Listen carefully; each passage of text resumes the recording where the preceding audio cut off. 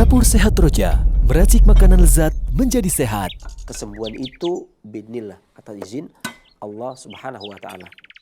Bismillahirrahmanirrahim. Assalamualaikum warahmatullahi wabarakatuh. Alhamdulillah wassalatu wassalamu ala Rasulillah wa ala alihi washabbihi wa mawala amma ba'd. Kaum muslimin rahimani wa rahimakumullah, para pendengar dan pemirsa Roja dimanapun Anda berada. Kita panjatkan segala puji syukur kita kepada Allah Subhanahu wa taala yang telah melimpahkan kurnia-Nya kepada kita, memberikan kepada kita kesempatan, kesehatan sehingga kita dipertemukan kembali oleh Allah, ya.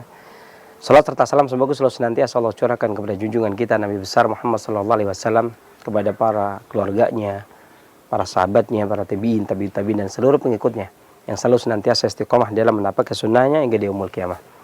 Dan adapun kemudian daripada itu, kaum muslimin, para pendengar dan pemirsa Dapur Sehat Roja dimanapun Anda berada, kali ini kita kembali bertemu dengan memberikan tips baru, ya. Ini sehubungan dengan gangguan pernafasan, ini batuk. Karena gangguan pernafasan itu banyak, ada sesak nafas, asma, ada batuk dan seterusnya.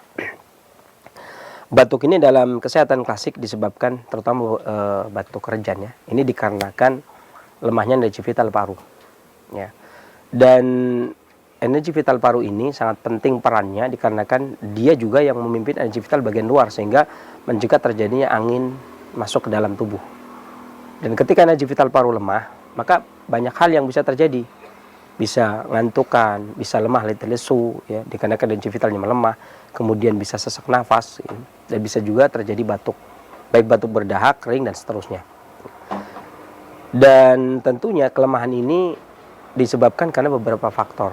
Maka ada beberapa tips yang ingin saya sampaikan diantaranya untuk menguatkan energi vital paru dan mencegah terjadinya beberapa batuk, diantaranya adalah batuk rejan, untuk hendaknya menghindari sesuatu yang manis buatan. Contohnya misalnya seperti coklat batangan, kemudian gula pasir, maka seyogianya untuk dihindari.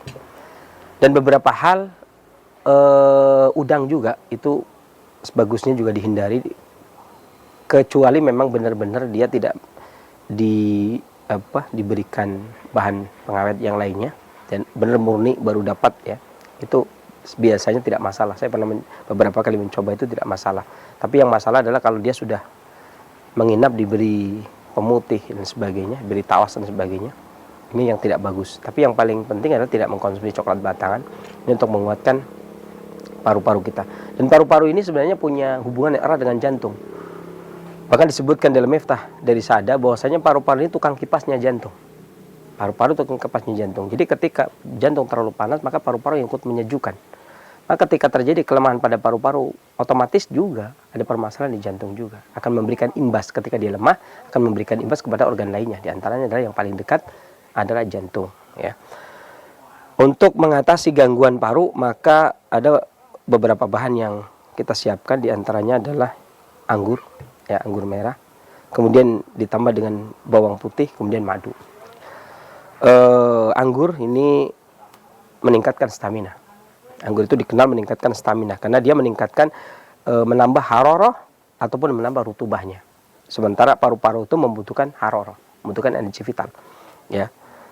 Dan anggur ini mengharmoniskan antara paru-paru dengan hati agar fungsi hati tidak berlebih anginnya, kemudian menekan dan melemahkan paru. Ini dari sisi rumus dari klasik Tionghoa, ya.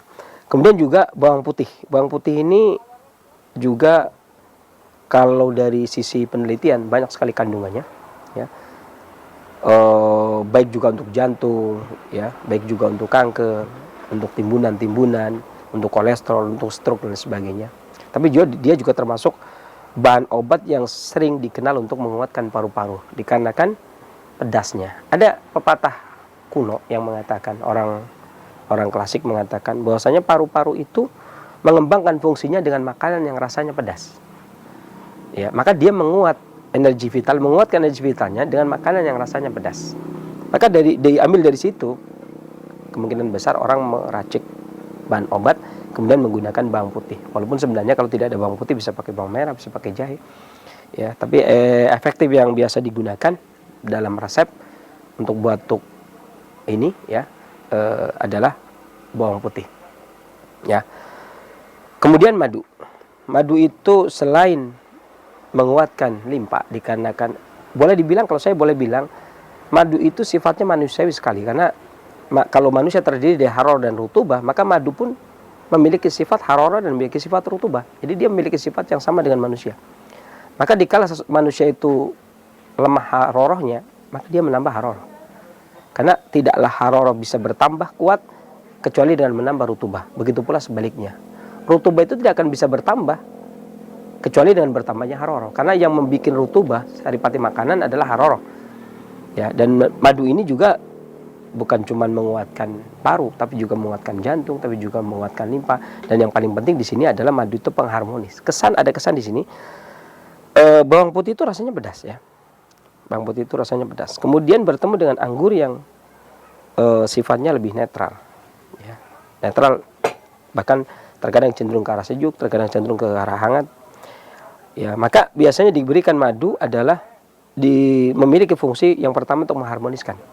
Untuk mengharmoniskan antara bawang putih dengan anggur, ya, bawang putih dengan anggur. Meskipun begini, ketika seseorang itu mengkonsumsi bawang putih, ada orang yang tidak suka bawang putih.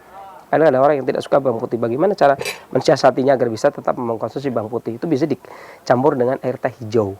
Ya, bisa dicampur dengan air teh hijau. Jadi madu, air teh hijau, kemudian bawang putih, kemudian ditambah dengan anggur. Ini untuk mensiasati agar aroma bawang putih atau rasa bawang putih itu agak sedikit tawar, gitu ya. Tetapi manfaat tetap karena ini namanya sistemnya mengharmoniskan. Tapi di sini madu memiliki sifat dia menguatkan khasiat, jadi menonjolkan. Ya, madu itu dia menopang, menambah kuat. Rasa manisnya itu dia menambah kuat, menambah kekuatan khasiat anggur, menambah khasiat bawang putih. Selain dia mengharmoniskan. Ya. Jadi kita siapkan anggur ya sekitar, kalau untuk 1 gelas itu biasanya kita siapkan sekitar 15 butir anggur, itu nanti cukup untuk mendapatkan 1 gelas. Ya, kalau kita tidak mendapatkan 1 gelas. Permasalahan berapa gram dan sebagainya itu tergantung kita mau mendapatkan berapa gelas. Kalau kita mau mendapatkan 2 gelas ya tinggal dikalikan 2. Ya, demikian. Kemudian biasanya ada orang yang ingin menggunakan air, tapi saya kurang. Biasanya kalau obat itu rupa dan rasa. Kalau bagi pasien yang tidak suka dengan rasa yang tidak enak, itu dia enggak, apalagi batuk ya. Batuk itu kadang-kadang nafsu makannya aja kurang. Kalau obatnya rasanya kurang enak, maka juga kurang nyaman. Maka saya lebih suka jus itu saya selalu menggunakan air jeruk. Ya, air jeruk itu karena dia rasanya beda kalau digunakan air jeruk. Bahkan saya lebih suka kalau airnya diganti dengan air jeruk. Ya, meskipun kalau kita mendapatkan resep itu tidak ada air jeruknya, tetapi untuk mengganti air kita bisa mengganti dengan air jeruk, kemudian baru kita blender.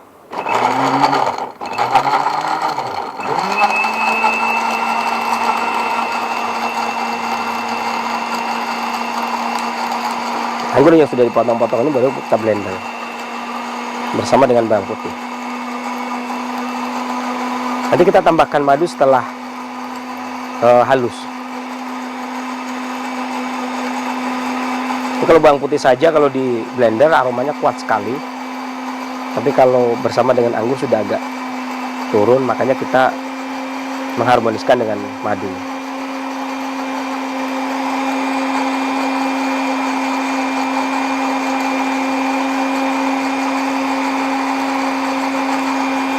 Saya agak lama karena biar bawang putihnya benar-benar halus.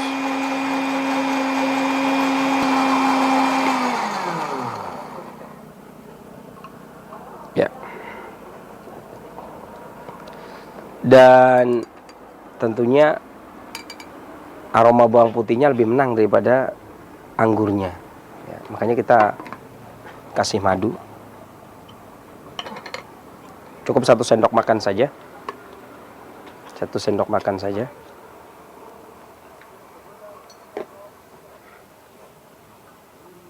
Tapi bagi yang memiliki selera yang manis boleh ditambah 1,5 sendok, boleh lah.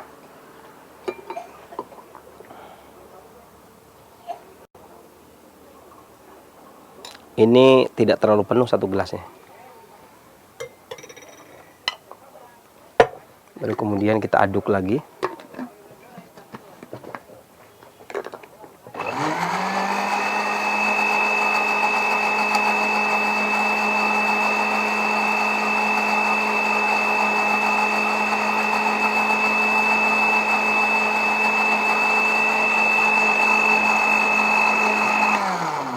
Ya, cukup.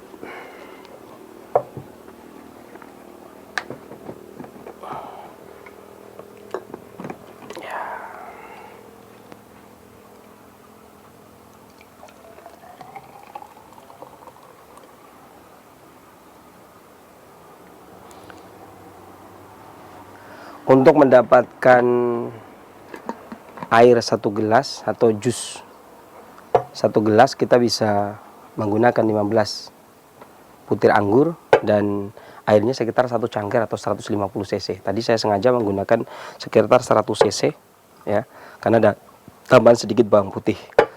Dan ini aromanya kuat sekali ya, karena ada bawang putihnya. Tetapi penggunaan madu ini membuat bawang putih itu tidak, makanya saya aduk karena agar tidak terlalu keras.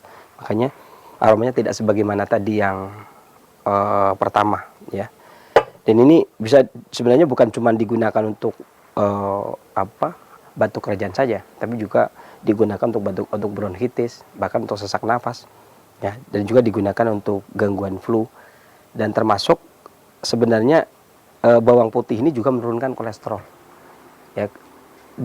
Saya masih ingat di beberapa tahun yang silam itu ada penelitian di Swiss yang mengatakan ada kemungkinan bawang putih bisa menurunkan kolesterol dan menyehatkan jantung dikarenakan kandungan alin dan alisinnya ya. Dan bawang putih ini sempat menduduki peringkat harga yang mahal, yang lumayan mahal ketika dikapsuli, sempat sampai 90.000 per kapsulnya ya. Tapi ketika Cina mengeluarkan kapsul harga 3.000, kemudian penelitian tentang bawang putih rupanya dihentikan. Tetapi secara empirik, secara tradisi, bawang putih dan anggur ini sering digunakan, apalagi dalam kondisi suasana yang angin menerpa kita sangat dingin. Demikian. Mudah-mudahan apa yang saya sampaikan bermanfaat, dan silahkan bisa dicoba. Kesembuhan dari Allah, kekurangan dari saya. Bila taufiq wal hidayah, alhamdulillah rabbil alamin. Wassalamualaikum warahmatullahi wabarakatuh. Dapur Sehat Roja, meracik makanan lezat menjadi sehat. Kesembuhan itu biidznillah, atas izin Allah Subhanahu wa taala.